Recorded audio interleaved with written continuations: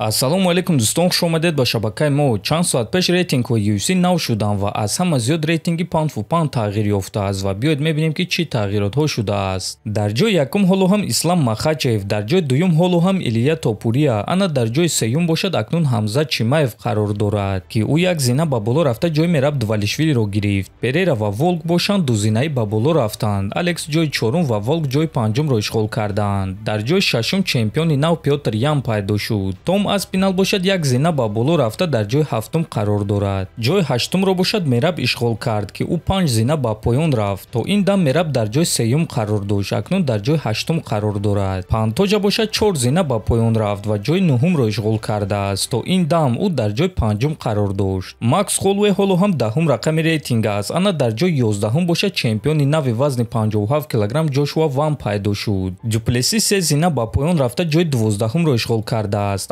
Анкалаев бошад як зина ба поён рафта дар ҷои 13ум қарор дорад. Мадалена бошад 3 зина ба поён рафта ҷои 14умро ишғол кардааст. Ана Царукян бошад 2 зина ба поён рафта ҷои 15умро ишғол кардааст. Чӣ гуна ки мебинед дӯстон, рейтинги паунд фу паунд баъди турнири UFC 323 сахт тағйир ёфтааст. Ана рейтингҳои ҳар як вазн бошад дар рӯи экранҳоятон. Apple ҳиҷома дар шаҳри Москва. Ширкати шифофармо ба шумо пешниҳод мекунанд ҳамчунин дороҳои гиёҳӣ барои қадро баланд кардан, барои мӯи сар вариш баровардан, барои фарбе ё хароб шудан, барои меъда, гурда, писариазм ва витилигоро низ пешниҳод менамоянд. боварӣ надоред, худи ҳозир ба номерҳои дар рӯи экран буда занг занед. Шифофармо дар хизмати шумо.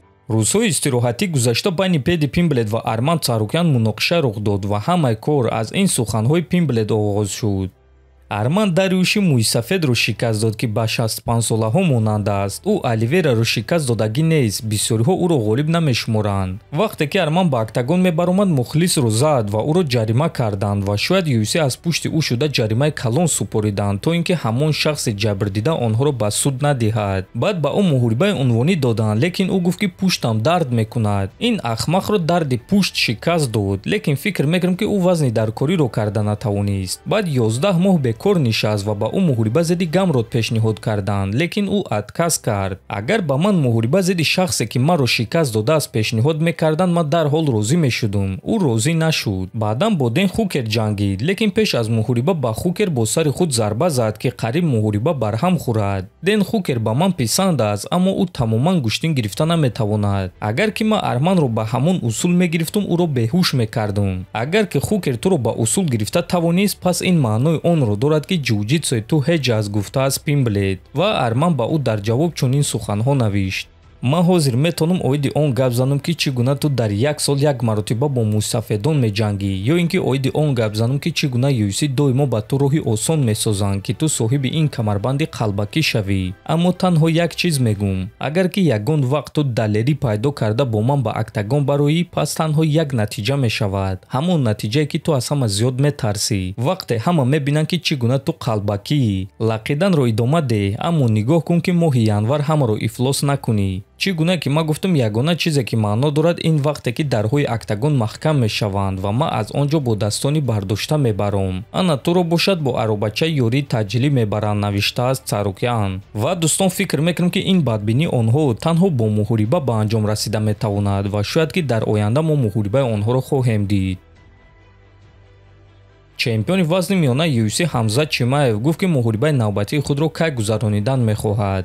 ҳозир ман як ҷарроҳии хурд гузаронидам ва тамрин кардан мумкин нест, лекин баъди як ҳафта ман тамринҳои худро оғоз мекунам. ба наздикӣ мо ба Амрико сафар мекунем ва дар он ҷо омода мешавем. 1-2 моҳ баъди Рамазон ман тайёрам ки муҳориба гузаронам. умедворам ки соли оянда ман як муҳориба не, балки 3 муҳориба гузаронида метавонам. дар вазни ман Имавов ҳаст, Стрикленд ҳаст, Эрнандес ҳаст ва ман барои ҷанг зидди ҳамаи онҳо тайёрам. ин муҳорибаҳои на он қадар шавқоваранд, лекин ман бояд вазифаи худро иҷро карда пул кор кунам. албатта ки рақиби машҳур мехостум, чунки бо рақиби оддӣ ту 3-4 миллион доллар кор мекунӣ, бо рақиби машҳур бошад 5-6 миллион доллар. барои як ҷанг 2 маротиба зиёд пул кор кардан ин хеле хуб аст. ана ҳамин гуна муҳорибаҳо ба ман даркоранд, лекин мебинем, агар ки чунин рақиб пайдо нашавад, онҳо ба ман ҳамон шахсеро медиҳанд ки дар рейтинг аз ҳама боло қарор дорад. мо бо Имамов якҷоя тамрин кардагем, аммо на дар ММА, каме гӯштин гирифта будем. ман ба ӯ барои омодашавиаш кӯмак карда будам. ӯ инсони хуб аст ва мо якдигарро мешиносем. Агар шумо аз ман пурсед, пас ман зидди ӯ ҷангидан намехоҳам, чунки мо якдигарро мешиносем. Мо ҳардуямон мусалмонем. ӯ зодаи Доғистон аст. аз доғистониҳо ва чечениҳо дар чунин ҳолат дар интернет баҳсҳои калон мекунанд ва ин чиз ба ман писанд нест. Лекин агар UFC ин чизро хоҳанд, пас ман не гуфта наметонам. Ман ба менеҷери ӯ гуфтам ки агар Насруддин ин муҳорибаро хоҳад, пас ман зид нестам, ё ин ки ӯ метавонад ки каме интизор шавад ки ман ба вазни ним вазнин баром. Аммо агар ки ӯ ҷангидан хоҳад, агар ки UFC ин ҷангро хоҳанд, пас бигзор ки ҳамин гуна шавад, гуфтааст Чимаев. Ва дӯстон, бояд гуфт ки бо эҳтимоли калон рақиби навбатии Ҳамзат Чимаев маҳз Насруддин Имомов шуда метавонад ва чӣ гуна ки мебинем худи Ҳамзат чунин муҳорибаро намехоҳад. Аммо агар ки UFC ин муҳорибаро ташкил кунанд, пас ӯ маҷбур мешавад ки зидди Имомов ҷангад. Дӯстон, агар чунин муҳориба баргузор гардад, ба фикри шумо ки ғолиб шуда метавонад? Метавонед фикрҳои худро нависед. ҳатман дар YouTube канали мо обуна шавед. То боздид, хонобуду сарбаланд бошед.